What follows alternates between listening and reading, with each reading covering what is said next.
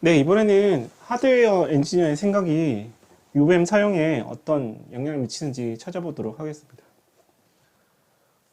대부분의 사람들이 UVM을 싫어하는데요. 네, 저도 마찬가지고요. 그래도 UVM은 검증 환경에서 여전히 필요로 합니다. 네, 제가 보고 있는 책에서 한 구절을 따왔는데요. 어, 제가 볼 때 UVM 환경은 기존 검증 환경과 네, 완전히 다릅니다. 그래서 UVM을 쓰시려면 어, 완전 새롭게 생각하실 필요도 있어요. 기본적으로 하드웨어 엔지니어 입장에서 OOP는 자연스러운 것이 아닙니다. 어, 우리는 항상 DUT 시그널에서 시작하는 검증 경험을 가지고 있고요. 만약에 이와 같은 방법으로 UVM 테스트 벤치를 만든다고 생각하면 아래와 같은 순서가 되겠죠. 먼저 DUT 인터페이스들을 생각할 거고요. 이 인터페이스를 움직일 수 있는 드라이버, 그리고 이 드라이버에 무엇을 테스트할지 시퀀셜을 생각할 겁니다. 그 다음에 이제 각 시퀀셜에 필요한 모니터 신호들을 가져올 거고요. 그리고 얘네들을 싸고 있는 에이전트, ENV, 그리고 테스트, 이와 같은 순으로 생각할 것입니다. 이게 이제 엔지니어 입장에서 봤을 때 더 자연스러운 거고요. 왜냐하면 우리는 항상 듀티 스펙을 보고 테스트 벤치를 만들기 때문이죠. 그래서 테스트를 하다 부족한 게 있으면 시퀀서를 다시 추가를 하고요. 그래서 다시 테스트해서 어떤 커버리지를 얻고 부족한 부분은 다시 시퀀스, 이 세 개에서 주로 왔다 갔다 하게 합니다. 그래서 이와 같은 플로우에서는 인바이러먼트와 테스트는 생각하기 쉽지가 않죠. 중요한 거는 이제 DUT 인터페이스를 어떻게 테스트할 건가 더 중요하니까요. 그래서 드라이버 콘피그에 더 관심이 많고, 어떤 시퀀스와 시퀀셜을 어떻게 구성할 건지, 요 부분을 주로 테스트하게 될 겁니다. 그래서 이 검증 엔지니어 입장에서 드라이버가 바뀐다는 거는 큰 버든이 될 수가 있죠. 왜냐하면 드라이버 바뀌면 새로운 방식으로 드라이빙을 해야 될 걸 고민해야 되기 때문이에요. 하지만 인바이러먼트가 바뀌거나 테스트가 바뀐다고 하는 거는 크게 중요하지 않을 수도 있습니다. 근데 OOP는 아시다시피 탑다운 프로그램입니다. 그래서 우리가 생각한 것을 반대로 생각해 볼게요. 테스트를 먼저 생각을 하고, 이 테스트를 위해서 인바이러먼트를 만들고, 이 인바이러먼트에 어떤 에이전트를 가질지, 그리고 어떤 신호를 봐야 되는지, 그리고 무엇을 테스트할지, 그리고 드라이버, DUT 인터페이스, 이렇게 생각해 보도록 하겠습니다. 이것은 우리에겐 자연스러운 것이 아닐 수도 있는데요. 이것은 테스트를 위해서 이제 생각하기 위한 플로우죠. 그래서 이 테스트를 검증하기 위해서 더 많은 인바이러먼트가 필요합니다. 그리고 테스트는 바뀌진 않지만 DUT는 바뀔 수가 있는 거죠. 이 플로우에서는 드라이버는 중요하지 않습니다. 왜냐하면 테스트를 위해서 인바이러먼트를 더 많이 조정해 봐야 되니까요. 이 플로우에서는 인바이러먼트가 바뀌는 건 힘든 일이 될 수 있습니다. 하지만 어떤 드라이버를 쓰든 별로 중요하지 않을 수가 있겠죠. 여기까지의 내용을 보면 UVM은 우리 테스트 환경과 적합하지 않은 것처럼 보입니다. 그래서 우리 이런 OOP 컨셉이 몰라도 모든 걸 테스트할 수 있을 거예요. 당연히 뭐 시퀀스 라이브러리, 그리고 버추얼 시퀀스 하나면 충분한 거죠. 그리고 인바이러먼트에 대한 컴퓨레이션도 필요 없었고요. 왜 이렇게 했을까요? 우리의 잡이 아니기 때문이죠. 우리 잡을 하는 데는 필요하지 않기 때문입니다. 그러면 그래도 UVM이 필요로 할까요? 그럼 왜 UVM이냐? 왜냐면 이제 OOP의 강점이라고 얘기할 수 있는데요. 바로 이 인캡슐레이션 때문에 UVM을 쓰셔야 됩니다. 인캡슐레이션을 하면 아까 얘기했듯이 검증된 컴포넌트들을 가져올 수 있고요. 이 컴포넌트들은 이미 잘 검증된 컴포넌트겠죠. 그리고 아까 얘기했듯이 레이어를 나눠서 DUT와 테스트 벤치라는 시큐리티도 만들 수가 있습니다. 마찬가지로 일도 패러럴하게 할 수도 있고, 그리고 테스트 벤치도 DUT 없이도 테스트 벤치를 만들 수 있습니다. 왜냐면 아까 보여드렸듯이 탑다운 방식이니까요. 그리고 너무 일이 크다 그러면은 일을 쪼개서 각 사람들을 어사인 할 수가 있습니다. 예를 들어 가지고 PCI 같은 검증하기 큰 블록들은 이렇게 레이어를 나눠서 여러 사람에게 어사인해서 더 빠르게 진행하도록 할 수가 있는 거죠. 그리고 테스트 벤치를 만들 때 스크래치부터 시작하지 않으셔도 됩니다. 이미 만들어 놓은 무언가를 가져다가 거기서부터 이제 테스트 벤치를 만드시면 됩니다. 근데 이런 것들은 우리의 검증 꼴은 아니죠. 단지 이제 컨비니언스 있으면 좋은 겁니다. 있으면. 근데 누군가는 이런 걸 만들어서 제공을 해야 되는데 그렇지 않을 뿐이죠. 우리가 뭐 잘못하고 있다는 게 아니라 이런 방법을 만들어 줄 사람이 없었을 뿐입니다. UVM은 그래서 UVM은 뭐 하냐? UVM은 이런 인캡슐레이션의 강점을 제공하는 게 아닙니다. 이런 인캡슐레이션을 하기 위한 유틸리티와 메소노로지를 제공할 뿐이죠. 그래서 이런 서비스를 누가 제공할 수 있냐? 그리고 이런 걸 제공하는 걸 무엇이라고 하냐? 바로 프레임워크입니다.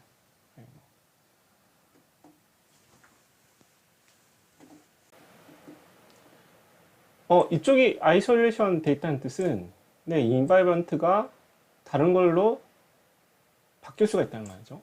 마찬가지로 이쪽 인바이런트 되기 때문에 같은 인바이런트에서 다른 테스트들을 들고 올 수 있습니다.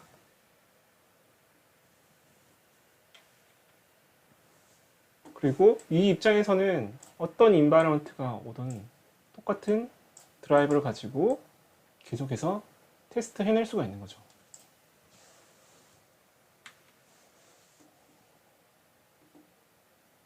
왜 우리가 컴포넌트를 다시 쓸 수가 없었을까요? 답은 간단합니다.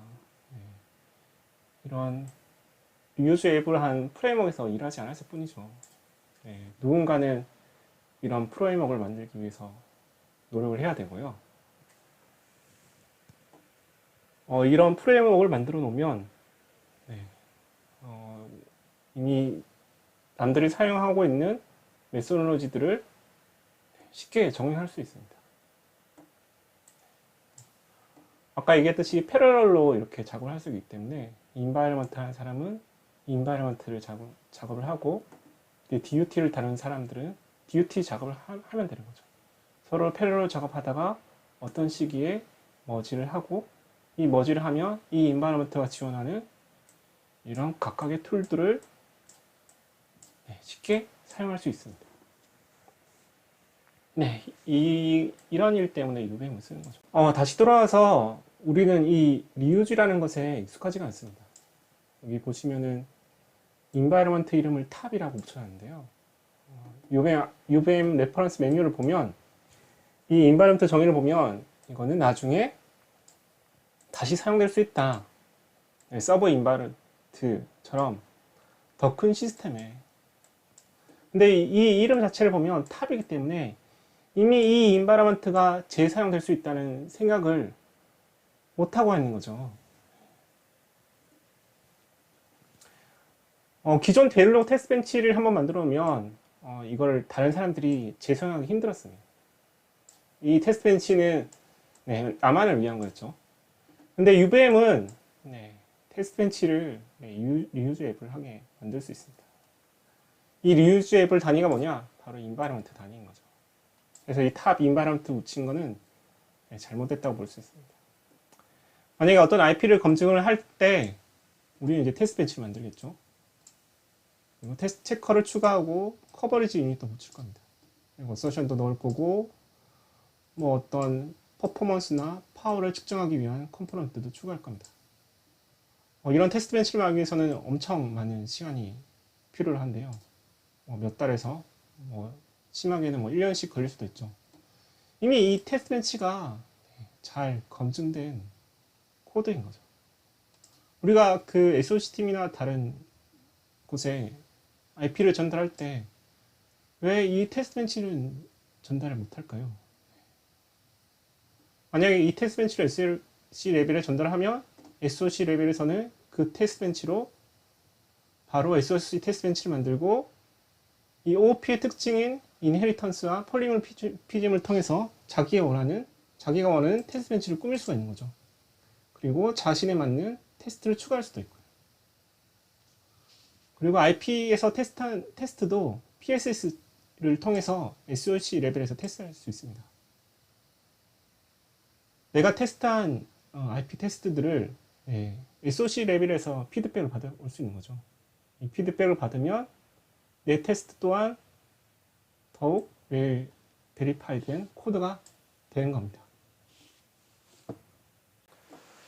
네, 어떤 사람들은 IP 검증에는 UVM이 좋지 않다고 얘기합니다. 왜냐하면 이제 리유즈에이블 부분이 적기 때문이라고 얘기하시는데 제 대답은 그렇지 않다라고 얘기할 수 있습니다.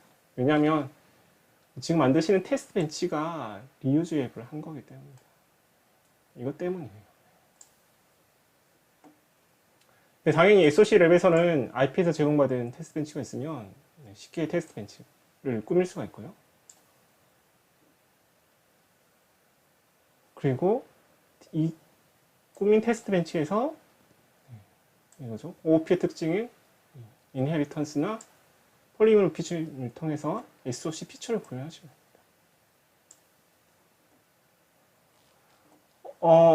우리가 처음부터 이런 SOC 레벨까지 고려하기 힘든데요. 만약에 프레임워크에서 이런 것까지 다 고려할 수 있다면 우리는 우리 검증권만 테스트해도 이 전체 테스트 벤치는 자동적으로 리유즈 랩을 하게 된 거죠. 이 리유저빌리티를 검증골에 집어 넣으세요. 가능한 일입니다. 마지막으로 이렇게 이제 UVM 방식과 하드웨어 엔지니어의 마인드셋을 비교하면 자연스럽지 않은 부분이 있습니다. 하지만은 이걸 해결하기 위해서는 프레임워크가 필요하고 프레임워크를 이용함으로써 원래 하드웨어 엔지니어가 하는 일은 똑같이 할 수 있고 환경을 또 쉽게 바꿀 수 있고 또 환경을 쉽게 바꿈으로 인해 가지고 새로운 툴도 쉽게 적용해 보실 수가 있습니다. 다시 말씀드리면 요 가운데를 나눠서 이 왼쪽 환경을 해야 하는 사람이 있고 또 오른쪽을 해야 되는 사람이 필요로 하다는 거죠. 그리고 이 왼쪽을 하는 이 프레임워크를 하는 사람도 임플리멘테이션을 알아야 되고 임플리멘테이션을 하는 사람도 이쪽 프레임워크가 어떻게 구성되는지 서로 알고는 있어야 됩니다. 그러면은 여기 나머지 프레임워크와 이 프레임워크에서 할 수 있는 저희 툴들을 한번 소개해 보도록 하겠습니다. 앞에서 프레임워크에 대해서 이제 말씀을 드렸는데요. 이 프레임워크를 위해서는 프레임워크를 만드는 사람들이 따로 필요로 합니다. 보통 이제 프레임워크만 전담으로 해서 팀이 꾸려지고요. 이때까지는 이제 이 트러블 슈팅으로 무엇이 잘못됐는지 솔루션들 이렇게 제공했는데요. 그런 잘못들이 임플리멘테이션 하는 사람의 잘못이라고 할 수 없습니다. 왜냐하면 이제 그 사람들의 꼴은 그런 이제 프레임워크를 만드는 게 그 사람들의 원래 역할은 아니니까. 그리고 이런 것들을 하기 위해서는 많은 것들을 알고 있어야 되고 또 플렉서블하게 만들기 위해서는 어떤 것들이 필요한지 많은 고려사항들이 필요하게 됩니다.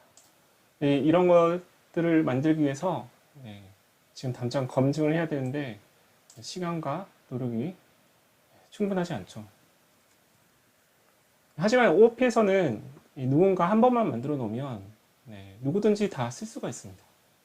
그래서 프레임워크를 위한 사람들이 당연히 필요한 거고요. 그리고 그 프레임워크의 처음의 특징이 뭐냐면 처음부터 이 프레임워크가 어떻게 동작해야 될지는 알기가 힘듭니다. 사용하면서 문제가 생기면 그 문제점을 새로운 프레임워크에 반응하고 또 릴리즈하고 피드백을 받아서 수정을 하고 하는 이제 그 유지보수가 필요로 하는 거죠. 왜냐하면 이제 OOP의 특징이 이제 리유즈 어빌리티가 있으니까요. 그래서 한 번 프레임워크를 만들어 놓으면 다음 과제, 그 다음 과제, 그리고 라이브 과제에서도 계속해서 바뀔 수가 있습니다.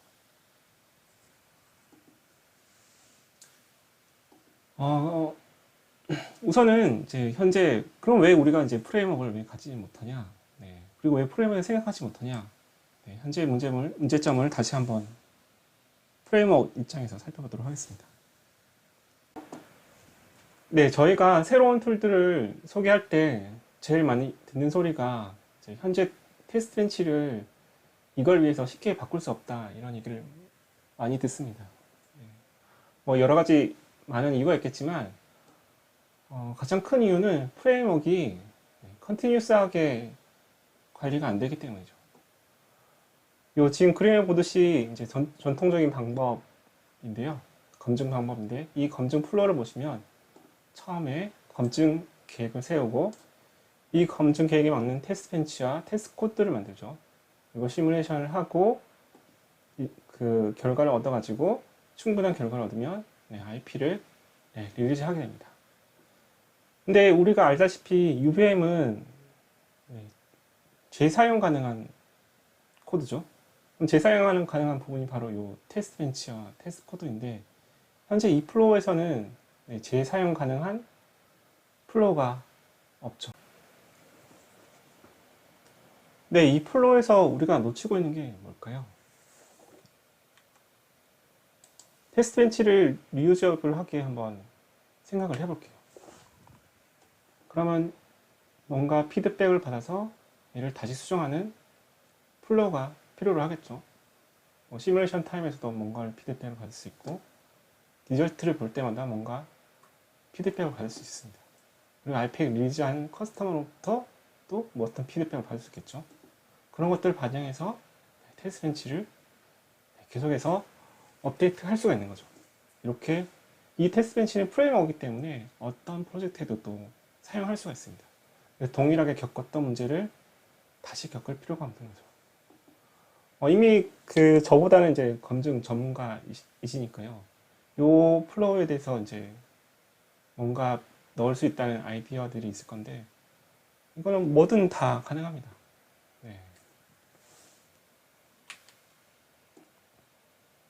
그런 것들이 이 테스트 벤치를 더욱 좋은 테스트 벤치로 만들게 하는 거죠. 자, 일반적으로 이제 그 프레임워크에서 이렇게 이제 각 페이지마다 뭔가를 얻는 걸 뭐라고 하냐면 피드백이라 합니다. 피드백에서 가장 효율적인 툴은 바로 서베이인데요. 서베이라고 해가지고 검증용 특화된 서베이가 있는 게 아니라 그냥 일반적인 서베이입니다. OOP에 와서 중요한 게 뭐냐면 OOP에는 이제 내가 만들면 여러 사람들이 쓸 수가 있죠. 여러 사람이 쓰게 하기 위해서는 사람들이 필요한 니즈를 잘 알고 있어야 됩니다. 그래서 OOP를 쓰실수록 더욱 중요한 게 뭐냐면 이 커뮤니케이션 스킬이 필요로 하게 됩니다. 이 각각의 과정에서 뭐가 힘들었는지 뭘로 피드백 받으시나요? 주위에 그 제일 친한 분들 몇 분을 통해서 이렇게 얘기를 듣고 고치시나요? 서베이를 이용하시면 모든 사람들의 얘기를 들어볼 수 있고 아이템마이즈하고 히스토리도 매년마다 기록하실 수가 있습니다.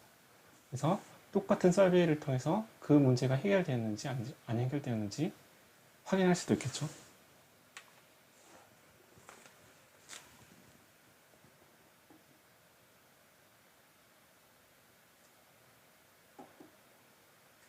그래서 피드백에서 제일 중요한 건 서베이를 통해서 이제 모든 걸 시작할 수가 있습니다. 자, 이제 피드백을 받았으면 이제 저희가 이 테스트 벤치에 필요한 게 뭔지 이제 아이템화이즈 하게 될 건데요. 마찬가지로 이제 제 OOP의 특징이 이거죠. 이제 아이솔레이션 되어 있다는 거예요. 그래서 원래 기존 검증 방식들은 계속 검증을 하고 우리가 받은 피드백을 다른 워크스페이스에서 인테그레이션 할 수 있습니다. 이 피드백 받은 것들을 아이템화이즈하고 프라이어타이징하고 그것들을 하나씩 인테그레이션 하는 거죠. 그리고 릴리즈는 이렇게 인테그레이션이 끝났으면 릴리즈는 어떤 프로젝트가 끝날 때 반드시 릴리즈하는 게 아니라 라이브 프로젝트에서도 릴리즈 할 수 있습니다. 그래서 이러한 피드백, 인테그레이션, 릴리즈를 위한 여러 가지 툴들이 이미 많이 나와 있습니다. 소프트웨어에서 많이 쓰고 있고요. 그런 소프트웨어에서 쓰고 있는 툴들을 저희가 똑같이 쓸 수가 있습니다. 이런 툴들은 특정 임플리멘테이션과 관련 없는 부분들이거든요. 이건 말 그대로 프레임워크이기 때문에 실제 저희 뭐 하드웨어 코드하고는 전혀 관련 부분들이 없는 것들입니다. 그래서 이 소프트웨어 사람들과 한번 이야기를 해보고 피드백을 어떻게 하는지, 어떻게 관리하는지 이런 방법을 알아두시고 이런 것들을 어떻게 아이템화이즈해서 어떤 순서로 인테그레이션하고 인테그레이션 하기 위해서는 어떤 툴들이 필요한지 그리고 릴리즈 할 때는 어떤 방식으로 릴리즈하는지 저희는 이제 따라 배우기만 하면 되는 거죠. 그리고 저희 회사에서는 이미 많은 커스터머들로부터 어떤 페인 포인트들을 받았고 그것들을 해결하기 위한 툴들을 다 인테그레이션 해놨습니다. 그래서 이런 것들을 지금 현재 쓰시는 환경에 맞게 인테그레이션 하시고 릴리즈 하시면 기존 플로우에 쓰실 수가 있는 거죠. 앞에 말씀드렸듯이 기존 테스트하는 사람들은 테스트하는데 그대로 쓰시고 그냥 환경만 바뀌는 거예요. 환경만 바뀌고 만약 이 인테그레이션 중에서 시뮬레이션 타임을 높일 수 있는 방법을 적용해서 릴리즈 했다. 그러면 이제 여기서 쓰는 사람들은 더 빨리 시뮬레이션을 돌릴 수 있게 되는 거죠.